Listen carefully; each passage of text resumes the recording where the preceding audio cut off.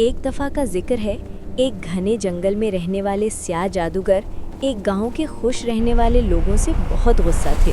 शाम ढलते ही वो सब एक दायरे में जमा हो गए और एक खतरनाक जादू का मंसूबा बनाने लगे। इसी पुरसुकून गांव में बच्चे और जानवर एलाना के साथ खुशी खुशी खेलते और वक्त गुजारते थे। हर तरफ हंसी, रोशनी और जिंदगी की खूबसूरती फैली हुई थी। एक मोटा सा बच्चा हर वक्त मज़े से खाना खाता था, जबकि एक होशियार बच्चा उसे छेड़ता रहता था। और इन्हीं सब के दरमियान एलाना अपनी नर्म मुस्कुराहट के साथ जानवरों की सच्ची दोस्त बनी बैठी थी। गांव की फिजाएं मोहब्बत और सुकून से भरपूर थीं, जैसे हर लम्हा जादू से लबरेज हो। जादूगर ये मंजर देखकर गुस्से से भर गए। एक दिन बच्चे और जानवरों ने एलाना के साथ मिलकर जंगल से फल तोड़ने का प्लान बनाया। वो सब हंसते खेलते घने सब्ज दरख्तों के बीच चले गए, जहां सूरज की किरणें पत्तों के दरमियान से झिलमिलाती थीं। हर तरफ खुशी और जिंदगी की गूंज थी। बंदर फल गिरवा रहे थे और परिंदे उड़ते फिरते थे। मोटा सा बच्चा चुपके से फल खा रहा था और होशियार बच्चा उसे छेड़ रहा था। गांव के लोग अपनी जिंदगी में खुश थे कि अचानक जादूगरों ने उनकी पुरअमन दुनिया में कदम रख दिया। स्याह जादू के असरात ने फिजा को बदल दिया और हर तरफ खौफ और सनसनी फैल गई। उनकी आंखों में चमकती हुई ताकत और हवा में घुलती हुई तारीकी ने सबको हैरान कर दिया।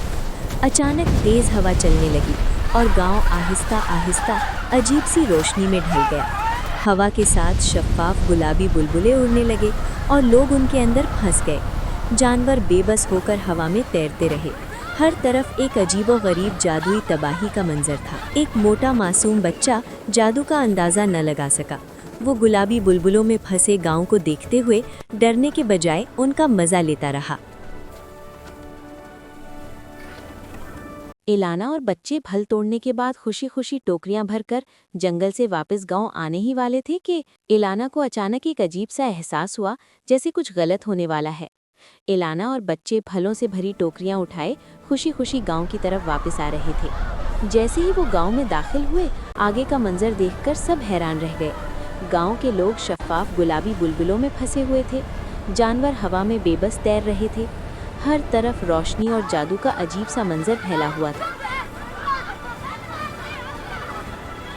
जादूगर ये सब देखकर खुशी से मुस्कुरा रहे थे। गांव के लोग बुलबुलों में फंसे और एलाना की कोशिशें नाकाम। उनके लिए एक कामयाब जादुई मंसूबे का मंजर था। एलाना की आंखों से सुनहरी रोशनी निकल रही थी, जो उसके अज़्म और तवज्जो का मजहर थी। दरख्त के पीछे वो एक खूबसूरत सफ़ेद परी में बदल गई, जिसके चमकते सफ़ेद चमकदार पर थे। वो फौरन गांव के फंसे हुए लोगों को बचाने के लिए परवाज़ करने लगी और उसके हाथों से सुनहरी रोशनी निकल रही थी, जो हर तरफ रोशनी बिखेर रही थी। जादुई तौर पर उसने एक बादल पर बिजली गिराई और बारिश बरसने लगी। जैसे ही बारिश के कतरे बुलबुले पर गिरे, वो बुलबुला फट गया। एलाना को एहसास होता है कि बारिश से बुलबुले फट सकते हैं। एलाना गांव के ऊपर उड़ रही थी कि आसमान से खूबसूरत जादुई परिंदे नमूदार हुए और उसकी मदद करने के लिए बुलबुलों की तरफ परवाज़ करने लगे। हर परिंदा बुलबुले पर बैठता या उसे चीरता। छोटे बुलबुले फटते और गांव के लोग आज़ाद हो जाते थे। ये जादुई परिंदे ना सिर्फ बुलबुलों को फोड़ने में मदद कर रहे थे, बल्कि अपनी चमकती हुई परवाज़ से गांव के माहौल को भी रोशन और खुश। स्याह जादूगर क्रिस्टल बॉल में देखकर नाराज और हैरान थे। परिंदे बुलबुले फोड़कर लोगों को आज़ाद कर रहे थे। सरदार जादूगर गुस्से में साथी का कॉलर पकड़कर चीख रहा था।